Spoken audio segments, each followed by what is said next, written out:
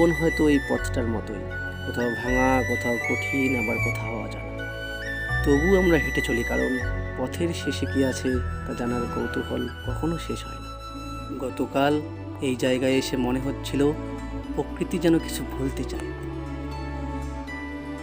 বড় হওয়ার দৌড়ে আমরা কত কিছুই না হারিয়ে ফেলি, নিজের জন্য সময়, নিজের শান্তি আর ছোট ছোট সুখগুলো। কিন্তু এই জঙ্গল, এই নীরবতা, এই গাছের ফাঁক দিয়ে নেমে আসা সূর্যের আলো যেন মনে করিয়ে দিল, জীবন শুধু ছুটে চলার নাম নয়, মাঝে মাঝে একটু থেমে চারপাশটাও অনুভব করতে হয়।